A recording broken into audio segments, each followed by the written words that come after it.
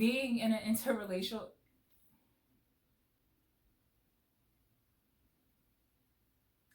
being in a inter being in an inter oh my god, interracial.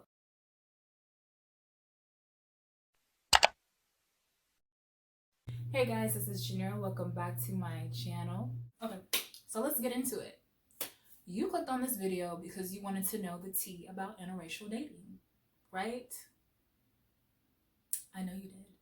The honest truth, the honest truth. The grass is not greener on the other side.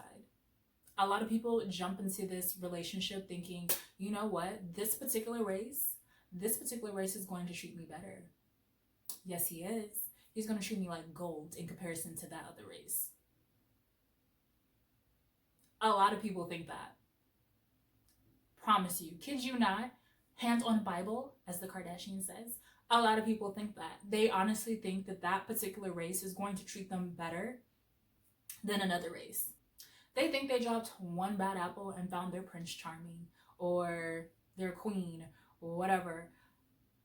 And it doesn't work like that.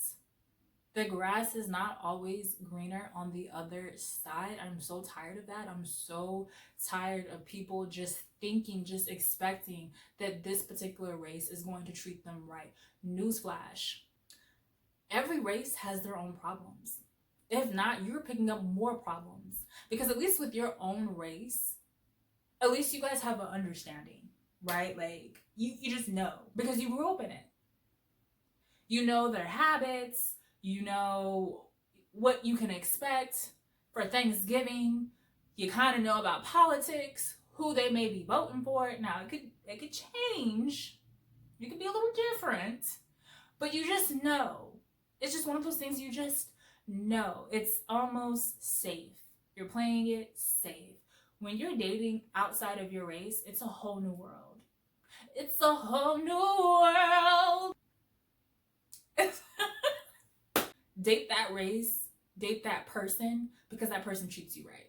First and foremost, just date that person because you saw something good in them and they treat you right. Don't sit up there and bring up, oh, this race is going to do me better than the last race.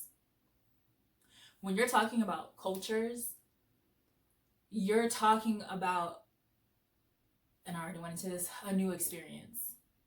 When you're dating outside of your race, first and foremost, a conversation needs to be had. You need to have an understanding, okay, what are we going to be? Like, is this something that we're just doing right now? Or am I just a one-night stand? Or as this new generation likes to call it, what is it, sneaky link? Are you that? Or do you see something greater? Are we going into marriage? A conversation definitely needs to be had. And one thing I can't stand when I see people dating outside of their race is not fully immersing themselves. Is that a word?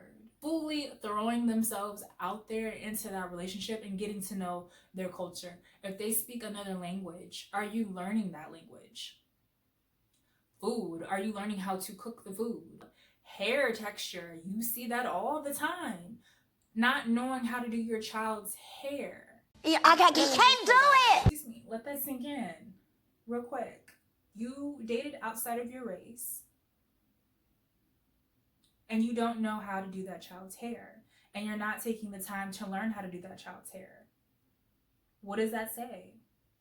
You dated outside of your race and they speak another language, which means their family speaks another language. You're not taking the time out to learn that language, to talk to their family members in that language. What does that say? Just saying. Something to think about. Food for thought. Because I know me being a Black woman, I am Black first before I'm anything else, and then I'm a woman. I know for me, dating outside of my race, it is a challenge. One of my experiences, I've dated a Hispanic male, and I remember specifically his mom pulling me off to the side and telling me that I accept you for my son because you're light-skinned. Like, what does that have to do with anything? And she kind of just shrugged it off and just kind of tuned me out. And I remember asking the guy that I was dating at the time, saying, hey, what does that mean exactly? What does that mean for us? Because not only are you dating that person, I know people don't like to think like, oh, I'm not dating their family. You kind of are. You kind of are dating their family. So whatever they got going on, whatever the person that you're dating has going on, best believe the family has it going on too. So yeah. But he was like, oh, we believe in advancing the race. And I was like, what does that mean? And he was like, well, you date within your race, or you date someone that is lighter than you. And I just remember feeling so disgusted by that conversation, so disgusted by their mindset, so disgusted. And that's why I'm telling you, like, conversations in the beginning is so important. So you don't waste your time. So you're not like 3 years, 4 years, 2 kids deep into the relationship and you're like, damn. Another thing that you see in relationships, whether people want to admit that or not, I feel as though some people, they fetishize you. Do you really want to be someone's fetish? But for me, dark meat on the side, white keeps me mean and lean. You know, that's why I married white, man. That's what I like. Hold up! Do you really want to be that person? I think it's so important to ask, have you dated such and such race before? For me, I'm Black. Have you dated a Black person before? How long was that? When I ask that first question, that's going to tell me right off the back, okay, so you have dated a Black person, or you really haven't dated a Black person. You've only had sex with a Black person, because like I said, there are people out there that only fetishize a particular race. You have some people that you'll run across where you're only good enough to sleep with, but you're not good enough to be in a relationship with. And I feel as though I've seen that so common. So that is one of the questions that I ask. Contingent upon that answer, I move forward. Okay, so you have dated a Black person before. How does your family feel about that? When it comes to dating, I'm not playing games. I don't want to waste my time. So yeah, I do, in my head, I have a mental list. I'm asking you, are you checking off my list before I want to continue with it? So important. So what does your family think about you dating outside of your race? If they tell me, you know what, my family really doesn't care for Black people, they really don't feel comfortable about me dating a Black person, I stop it right there in its tracks, because I already know from experience the drama that lies ahead. That's why it's so important to learn the culture. So important. I'm going to keep emphasizing that throughout this whole video. When you have someone whose family is not supportive of the relationship that you're in, it is going to be a challenge. Not saying it's not possible, that it can't work, but it is going to be a challenge. Especially, does your partner have a black bone? Does your partner have a backbone?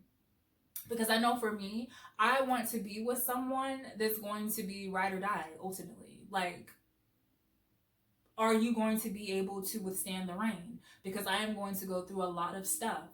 Are you going to be able to stand next to me? Are you going to be able to defend me? Are you going to defend me when I'm not standing there? When your family is talking mess, are you going to be able to stand up for the relationship, for your partner? This is stuff like you have to think about. And if your partner can't even do the bare minimum of that, they're not worth your time. When the whole Black Lives Matter movement came about, it was definitely a thing for me and my partner. It was a challenge, not really a challenge in regards to understanding the situation.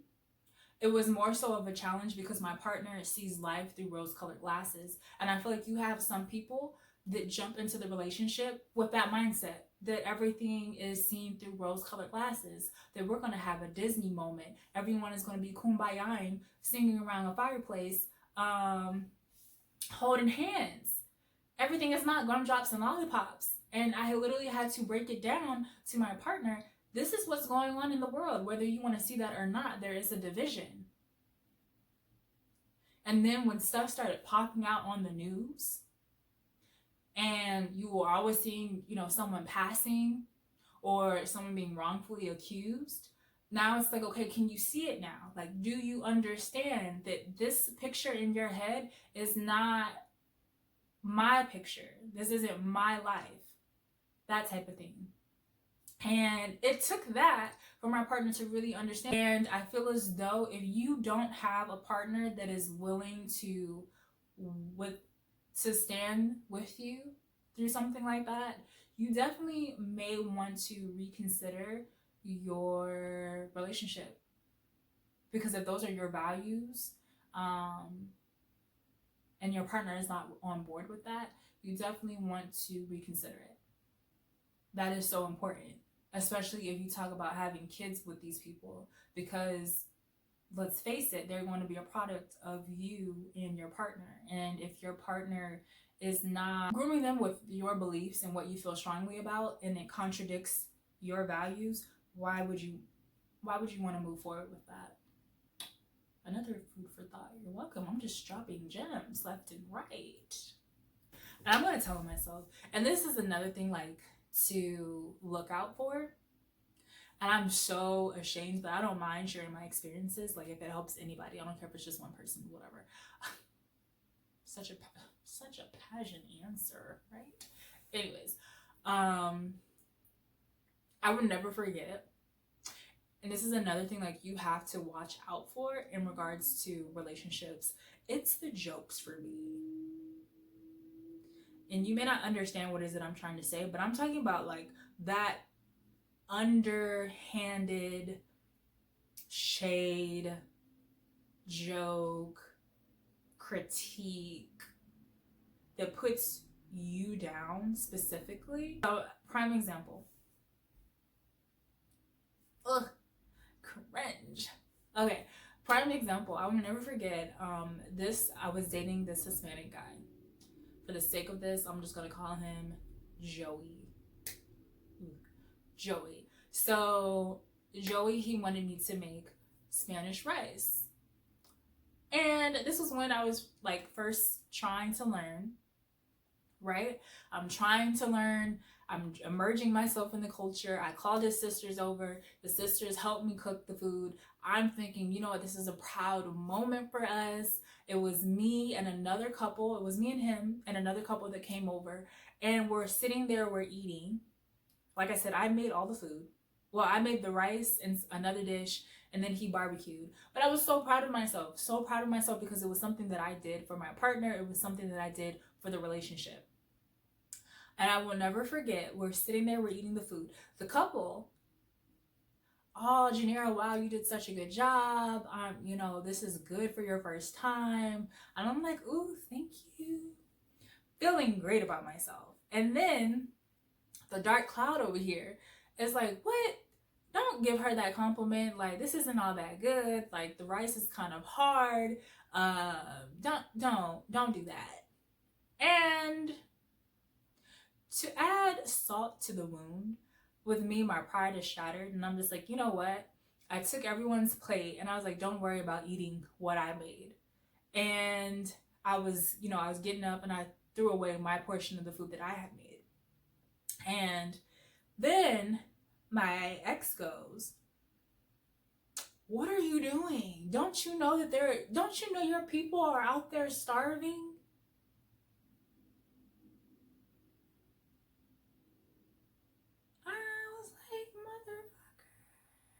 Like, he really thought he had did something. Like, he really made that joke. And that's what I'm saying. Like, you need to know where your partner stands. Like, you can't be wishy-washy. You can't be hovering the fence. I need to know, are you with me or are you against me? Even though my partner claimed at that time that he cared about me, you only cared about me to a certain extent. Because you really felt that that was something cute to say. No go. So yes, I just wanted to share my experiences, and I really wanted to talk about the whole interracial dating, the misconceptions of it, the ups. Did I even say anything that's up? I did say some positive stuff. So the ups, the downs in regards to dating outside of your race. If you guys like my video, please give me a thumbs up. Don't forget to subscribe, leave a comment, And I will see you guys next time.